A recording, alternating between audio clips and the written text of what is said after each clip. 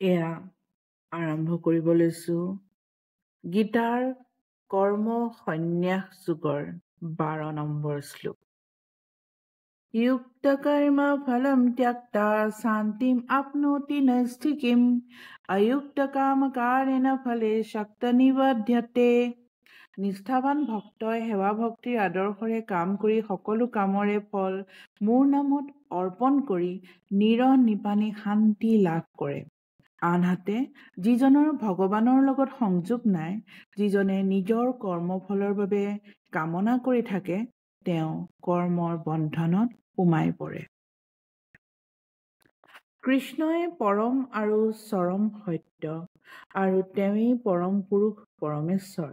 গতিকে যদি অন্তৰত কৃষ্ণ ভাৱনা থাকে, তেতিয়া দ্বৈত ভাৱ নাথাকে। এই বিশ্ব চৰাচৰত যি যি বস্তু আছে, সেই সকলো কৃষ্ণৰ শক্তিৰ পৰা উদ্ভৱ হোৱা বস্তু। কৃষ্ণই পৰম মংগলময়। গতিকে কৃষ্ণ ভাৱনাৰে যি কাম কৰা হয়, সি পাৰমাৰ্থিক কৰ্ম।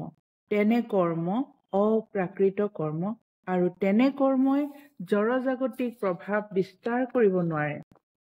সেইবাবে কৃষ্ণ ভাৱনা সম্পন্ন মানুহে পৰিপূৰ্ণ শান্তি লাভ কৰে। কিন্তু যিজনে ইন্দ্ৰিয় সুখৰ বাবেহে হেঁপাহ কৰি কেৱল লাভৰ হিচাপৰ বন্ধনতে সোমাই থাকে, তেওঁ তেনে পৰিপূৰ্ণ শান্তি লাভ কৰিবলৈ নাপায়।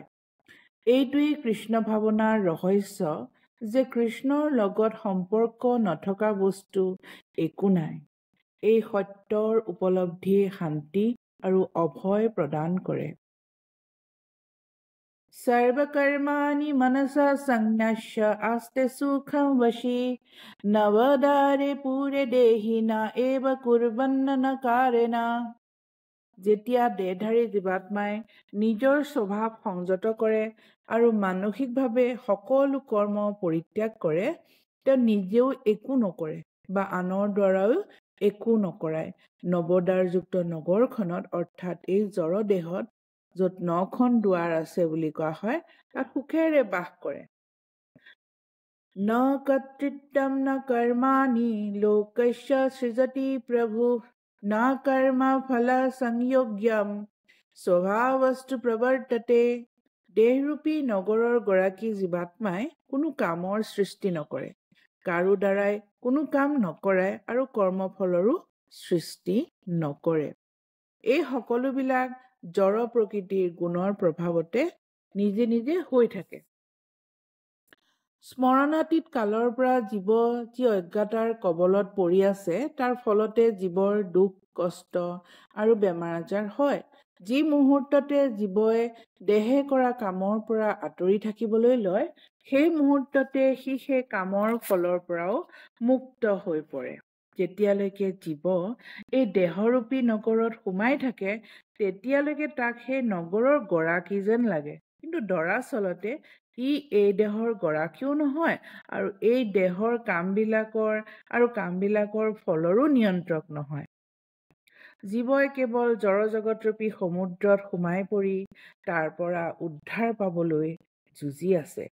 সেই সমুদ্ৰৰ ঢৌবিলাকে জীৱক উটুৱাই লৈ ফুৰিছে আৰু জীৱই সেই ঢৌবিলাকক বশীভূত কৰিব পৰা নাই।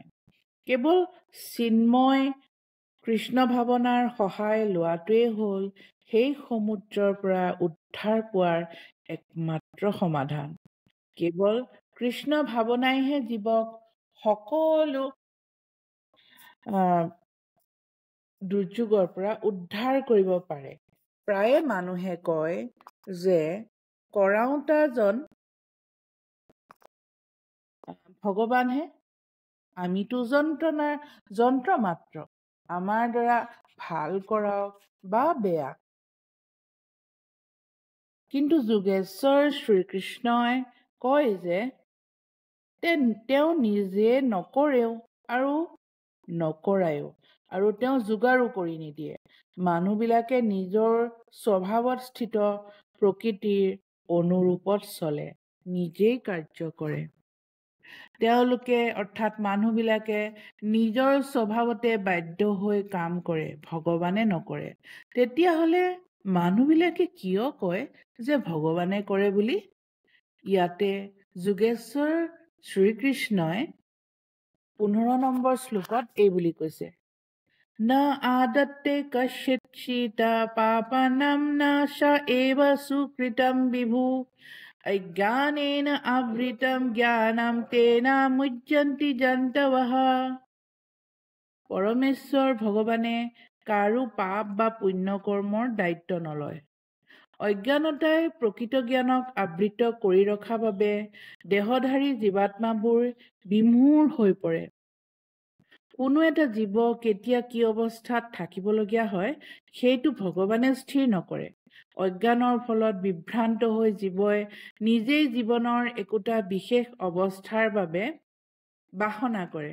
ফলত জীৱই নতুন নতুন কৰ্ম কৰি নতুন নতুন ফল ভোগ কৰাৰ ধাৰাবাহিকতাত সোমাই পৰে।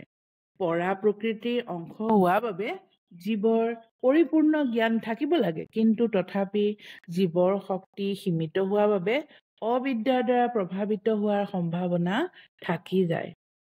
ভগৱান সৰ্বশক্তিমান, কিন্তু জীৱ সৰ্বশক্তিমান নহয়। ভগৱান বিভু বা সৰ্বজ্ঞানী, কিন্তু জীৱ হ'ল অনু, অৰ্থাৎ অনুৰ দৰে সীমিত।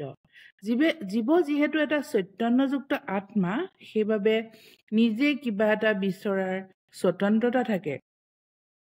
তেনে বাসনা পূৰণ কৰাৰ ক্ষমতা কেৱল সৰ্বশক্তিমান ভগৱানৰহে আছে। গতিকে জীৱই যেতিয়া মোহত পৰি কিবা এটা পাবলৈ বাসনা কৰে, তেতিয়া ভগৱানে সেই বাসনা পূৰ্ণ হ'বলৈ দিয়ে। কিন্তু নিজৰ বাসনাৰ ফলত জীৱ যি এটা পৰিস্থিতিত পৰে, তাৰ ক্ৰিয়া প্ৰতিক্ৰিয়াৰ দায়িত্ব ভগৱানে নলয়। ভ্ৰমৰ বশত পৰি বাসনা অনুসৰি জীৱই যি এটা পাৰ্থিৱ দেহা লাভ কৰে, তাকে নিজৰ আত্মাৰ সৈতে অভিন্ন বুলি ভাবি লয় আৰু ফলত সেই দেহত উৎপন্ন হোৱা খন্তেকীয়া সুখ দুখবিলাক ভোগ কৰিবলৈ লয়। পৰমাত্মা ৰূপে ভগৱান কিন্তু জীৱৰ নিত্য সহচৰ। গতিকে মানুহে ওচৰত থকা ফুল এপাহৰ গুণটো আপোনা আপুনি জানিব পৰাৰ দৰে পৰমেশ্বৰেও জীৱৰ বাসনা বিষয়ে জানিব পাৰে। কামনা বাসনাবিলাক জীৱৰ বন্ধনৰ একোটা সূক্ষ্ম ৰূপ। ভগৱানে জীৱৰ যোগ্যতা অনুসৰি কামনা বাসনা পূৰণ কৰে। মানুহে ভাবেহে, কিন্তু ভগৱানে কৰিয়েই দিয়ে। সেয়েহে জীৱ নিজে নিজৰ বাসনা পূৰণ কৰি লোৱাৰ জোখাৰে সৰ্বশক্তিমান নহয়। ভগৱানে কিন্তু সকলো বাসনা চৰিতাৰ্থ কৰিব পাৰে। ভগৱানৰ কাৰো প্ৰতি পক্ষপাতিতা নাই। গতিকে সামান্য স্বতন্ত্ৰতা ভোগ কৰি থকা জীৱবিলাকে নিজে নিজে যি বাসনা কৰে, সেই ক্ষেত্ৰত ভগৱানে হস্তক্ষেপ কৰিবলৈ নাযায়।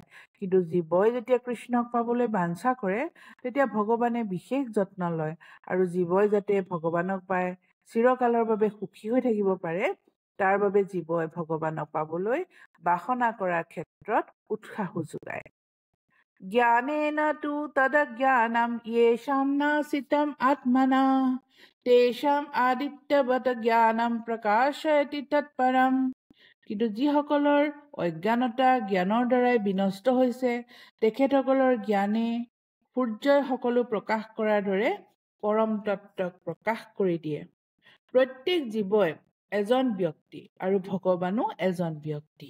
অতীততো তেওঁলোকে সকলোৱে একোজন স্বতন্ত্ৰ ব্যক্তি আছিল। এতিয়াও তেনেদৰেই আছে আৰু আগলৈকো তেনেদৰেই থাকিব। আৰু জীৱবিলাকে আনকি মোক্ষ লাভ কৰাৰ পাছতো স্বতন্ত্ৰ ব্যক্তি হৈয়ে থাকিব। ৰাতি আমি দেখোঁ যে অন্ধকাৰত সকলো বস্তু একাকাৰ হৈ গৈছে, কিন্তু দিনত সূৰ্যৰ উদয় হ'লে সকলো বস্তুৰে প্ৰকৃত স্বৰূপটো আমি দেখা পাওঁ। আধ্যাত্মিক স্তৰত স্বতন্ত্ৰ ব্যক্তিৰূপে জীৱৰ যি প্ৰকৃত পৰিচয়, তাৰ বিষয়ে জানিব পৰাটোৱেই হ'ল প্ৰকৃত জ্ঞান।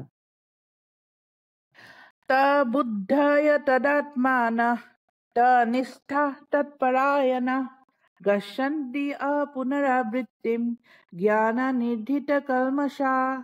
যিসকলৰ বুদ্ধি মন বিশ্বাস কেৱল পৰম তত্ত্বতেই আৰোপিত হৈ থাকে আৰু যিসকলে কেৱল পৰম তত্ত্বতেই আশ্ৰয় লয়, তেনে লোকসকলৰ পৰিপূৰ্ণ জ্ঞানে সকলো সংশয়ৰ কালিমা দূৰ কৰি দিয়ে আৰু তেনে লোকে পোনে পোনে মোক্ষ লাভ কৰে। विद्या विनय सम्पन्ने ब्राह्मणे गविहस्तिनि सुनेषु सा एव शापाकेश पण्डिता समिदर्शिना। যথাৰ্থ জ্ঞান সম্পন্ন বিনয়ী পণ্ডিতসকলে বিদ্বান আৰু সুশীল ব্ৰাহ্মণসকলক এজনী গাইক, এটা হাতীক, এটা কুকুৰক আৰু কুকুৰ ভক্ষণকাৰী চণ্ডাল লোককো সমদৃষ্টিৰে চায়। ইহাইবাতৈ জিত সৰ্গা য়েশাম সাম্য স্থিত মানা নিৰ্দোষম হি সমম বুদ্ধ ব্ৰহ্মা তস্মাৎ ব্ৰহ্মণি তে স্থিতা। যিসকলৰ মন সাম্যভাৱত স্থিত হৈ আছে তেওঁলোকে নিশ্চিতভাৱে জন্ম আৰু মৃত্যুক জয় কৰিছে। ব্ৰহ্মৰ দৰেই তেওঁলোক নিৰ্দোষ, গতিকে তেওঁলোকে ইতিমধ্যেই ব্ৰহ্মতত্ত্বত স্থিতি লাভ কৰিছে। ন প্ৰৰিচ্যেত প্ৰিয়ম প্ৰাপ্য ন উজ্জীতে প্ৰাপ্যচ অপ্ৰিয়ম স্থিৰা বুদ্ধি অসংমূঢ়া ব্ৰহ্মবিদ্যা ব্ৰহ্মণি স্থিতা। যিজনে প্ৰিয় বস্তু লাভ কৰি উল্লসিত হৈ নপৰে আৰু অপ্ৰিয় বস্তু এটা পায়ো বিচলিত হৈ নপৰে, যাৰ আত্মবুদ্ধি স্থিৰ, যাৰ মনত ভ্ৰান্তি নাই, তেনে ব্ৰহ্মজ্ঞানী এজন ব্যক্তিয়ে ব্ৰহ্মতত্ত্বতে স্থিতি লাভ কৰে। এই শ্লোকত আত্মজ্ঞানী মানুহ এজনৰ লক্ষণৰ বিষয়ে কোৱা হৈছে। প্ৰথম লক্ষণটো হ'ল এই যে তেনে লোকে দেহটোকে প্ৰকৃত আত্মা বুলি ভুলকৈ ভবাৰ জোখাৰে মনত ভ্ৰান্তি এটা লৈ নাথাকে। তেওঁ ভালদৰে জানে যে তেওঁ দেহটো নহয়, বৰং তেওঁ হৈছে পৰম পুৰুষ পৰমেশ্বৰৰে এটা অবিচ্ছেদ্য অংগ। গতিকে দেহৰ লগত সম্পৰ্ক থকা কিবা বস্তু এটা পালেও তেওঁ আনন্দত উৎফুল্ল হৈ নপৰে আৰু কিবা এটা হেৰুৱালেও দুখ নকৰে। মনৰ এনে স্থিৰতা থাকিলেই মানুহজনক স্থিৰ বুদ্ধি বুলি কোৱা হয়। তেনে লোকেই আত্মজ্ঞানী। সেইবাবে তেওঁ এই স্থূল দেহাটোকে আত্মা বুলি ভবাৰ ভুল নকৰে, দেহটোকে নিত্য বুলি নাভাবে আৰু আত্মাৰ অৱস্থিতিক অস্বীকাৰ নকৰে। এনে জ্ঞানেই তেওঁক এনে এটা স্তৰলৈ লৈ যায় যি স্তৰত পৰম তত্ত্ব অৰ্থাৎ ব্ৰহ্ম, পৰমাত্মা আৰু ভগৱানৰ বিষয়ে পূৰ্ণ জ্ঞান লাভ হ'ব পাৰে। এইভাৱেই তেওঁ ভগৱানৰ লগত প্ৰকৃত সম্বন্ধ কি সেই কথা বুজিব পৰা হয় আৰু নিজে সকলো কথাতে ভগৱানৰ সৈতে অভিন্ন হ'বলৈ বৃথা চেষ্টা কৰাৰ পৰা বিৰত থাকে। এইটোকে ব্ৰহ্ম উপলব্ধি বা আত্ম উপলব্ধি বোলা হয়। এনে এটা স্থিৰ মতিৰ ভাৱনাকে বোলা হয় কৃষ্ণ ভাৱনা। বাহ্যস্পৰ্শে আসক্তাত্মা বিনন্দি আত্মানি যত সুখম স ব্ৰহ্ম যোগ যুক্তাত্মা সুখম অক্ষয়ম অশ্ৰুতে। এনে এজন মুক্ত পুৰুষ বাহ্যিক ইন্দ্ৰিয় সুখৰ প্ৰতি আসক্ত নহয়, বৰং নিজৰ ভিতৰতে সুখ আস্বাদন কৰি অনবৰতে সমাধিস্থ হৈ থাকে। এইদৰে আত্মদৰ্শী ব্যক্তিজনে পৰম তত্ত্বত মন নিবিষ্ট কৰি অক্ষয় সুখ উপভোগ কৰে। তেতিয়াহ'লে ভোগ বাধা নেকি? এই কথা সম্পৰ্কে পৰৱৰ্তী শ্লোকত এই বুলি কৈছে, য়েহি সংস্পৰ্শজা ভোগা দুঃখয়নয়ঃ এবতে আদ্যন্তৱন্ত কৌন্তেয় নাতেষু ৰমতে বুধা। হে কৌন্তেয়, যিবিলাক সুখ ভোগ ইন্দ্ৰিয়ৰ সংযোগৰ ফলত উদ্ভৱ হয় আৰু দুখৰ কাৰণ হৈ পৰে, সেইবিলাকৰ প্ৰতি বিবেকশীল পুৰুষ আকৃষ্ট নহয়। সেইবিলাকৰ আদি যেনেকৈ আছে তেনেকৈ অন্তও আছে। জ্ঞানীসকলে তেনে সুখ ভোগৰ পৰা তৃপ্তি নাপায়। আজিলৈ ইমানেই।